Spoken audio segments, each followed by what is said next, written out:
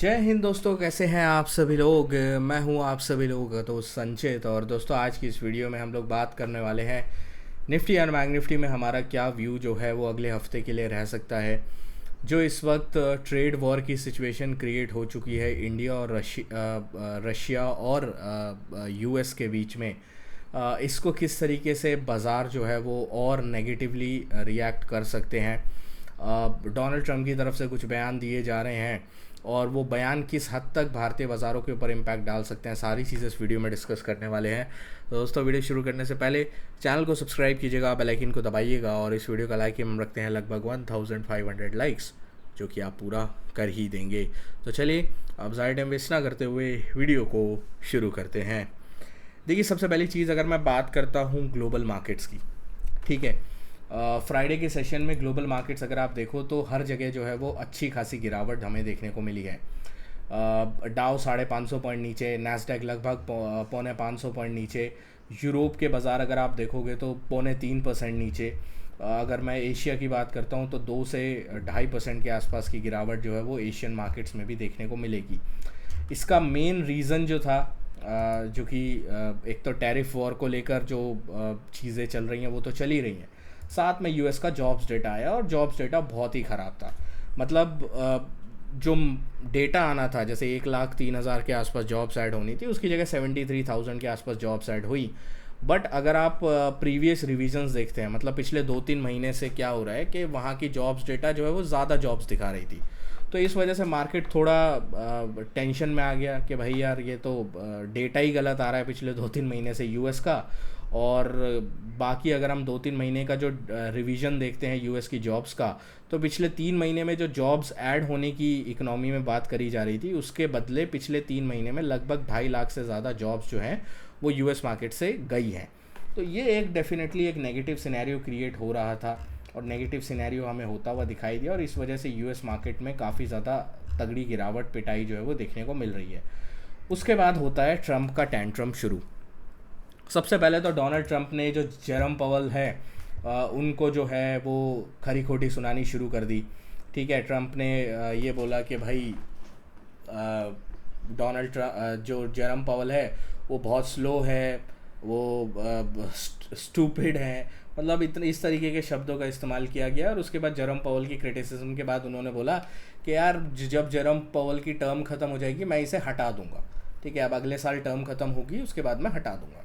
उसके बाद ट्रम्प का फिर से ट्वीट आया। ट्रम्प ने क्या बोला कि यार, मैं जो जॉब्स रिपोर्ट का जो इनका है मेन हेड, जो कि ब्यूरो ऑफ लेबर स्टैटिस्टिक्स है, कमिश्नर है एरिका, जो है उनको हटा दिया कि भाई तुम जॉब्स रिपोर्ट ऐसी दे रहे हो, तुमने जॉब्स रिपोर्ट पहले सही नहीं दी थी, जॉब्स में इतना डाउनवर्ड रिवीजन अब क्यों कर रहे हो, तो इस वजह से मैं तुम्हें भी हटा देता हूँ। तो इस तरीके से सारी चीज़ें हुई।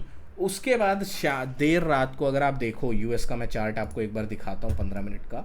यूएस रिकवर कर रहा था, ऐसा नहीं बहुत ज़्यादा कोलैप्स हो रहा था, रिकवर कर रहा था, लगभग कोशिश कर रहा था बार बार रिकवर करने की। बट यहाँ पे जैसे ही यूएस पहुँचा ना, लगभग 10 बजे के आसपास ट्रम्प का एक और ट्वीट आ गया।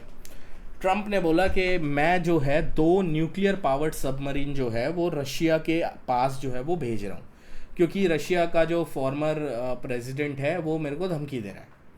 ठीक है, उसकी तरफ से धमकी भरे ट्वीट आ रहे हैं, तो इस वजह से मैं जो न्यूक्लियर जो पावर्ड सबमरीन्स हैं उनको जो है वो रशिया की तरफ भेज रहा हूँ। तो वो एक इस वजह से एक बार के लिए नैस्डैक जो है वो फिर से कोलैप्स हो गया। हालांकि आखिरी के अगर आप देखो, वहाँ से थोड़ा बहुत रिकवर नैस्डैक फिर से हुआ है, लगभग अगर आप यहाँ से देखते हो तो लगभग 150 पॉइंट रिकवरी फिर हुई है। बट उसके बावजूद भी अगर आप देखो, डाउन नैस्डैक लोअर पॉइंट के आसपास ही बंद हुए हैं। और गिफ्ट निफ्टी 60-70 पॉइंट पॉजिटिव दिखा रहा था, मेरे को नहीं समझ आया क्यों। मैंने रीज़न्स ढूंढने की कोशिश करी। एक रीज़न जो निकल के आ रहा था, जो डोनाल्ड ट्रम्प की तरफ से कल तक बोला जा रहा था और आज सुबह तक भी, कि इंडिया ने एग्री कर लिया है कि वो रशिया से तेल नहीं खरीदेगा, मतलब इंडिया रशिया से तेल नहीं खरीदेगा तो उसके साथ डील हो जाएगी। तो इस तरीके की पॉजिटिविटी क्रिएट हो रही थी, इस वजह से गिफ्ट निफ्टी 60-70 पॉइंट आपको अभी भी पॉजिटिव ही दिखाई देगा।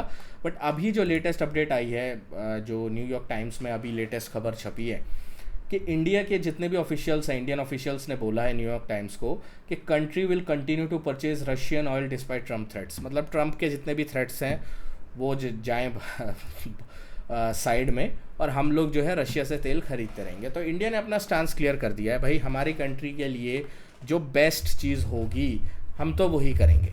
ठीक है, इस वक्त कंट्री के लिए बेस्ट चीज़ है रशिया से तेल खरीदना, तो हम रशिया से तेल खरीद रहे हैं और आगे भी खरीदते रहेंगे। अब वेट करना है कि ट्रम्प जो है इसका कोई जवाब देता है, नहीं देता, किस तरीके से देता है, क्या कोई दोबारा से जो है जैसे डेड इकोनॉमी वाला रिमार्क उसने दिया था उस तरीके का रिमार्क जो है ट्रम्प की तरफ से फिर आता है। वी विल हैव टू सी। तो अभी तो ये सिचुएशन बनी हुई है। अगर हम बात करते हैं ग्लोबल मार्केट्स, इंडियन मार्केट्स, इन सारी जगहों पे निफ्टी का चार्ट अगर हम देखते हैं, ये हमारे सामने निफ्टी का चार्ट है। बाज़ार जो है लगभग खुला था अराउंड 700 के आसपास, ऊपर जाने का इसने अटेम्प्ट भी किया।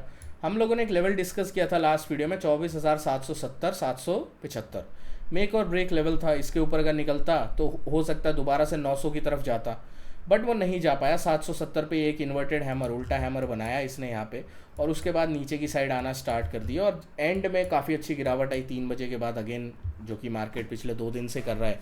एक्सपायरी वाले दिन भी किया और कल भी किया, 3 बजे के बाद एक अच्छा खासा मोमेंटम दिया ऑन द डाउन साइड में, और निफ्टी 24,500 से 475 की जो सपोर्ट जोन है वहाँ पे आके बंद हुआ है।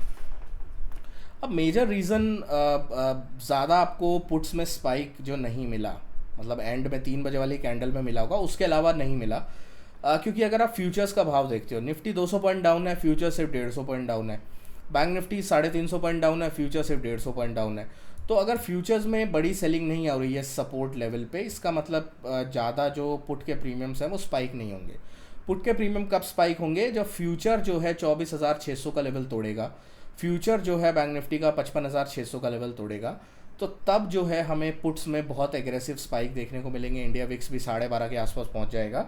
तब जो है पुट वाले जो सोच रहे हैं कि यार हमारी पुट 3-4 गुना होगी, उस तरीके का कुछ मूड माहौल तब बनता हुआ दिखाई देगा।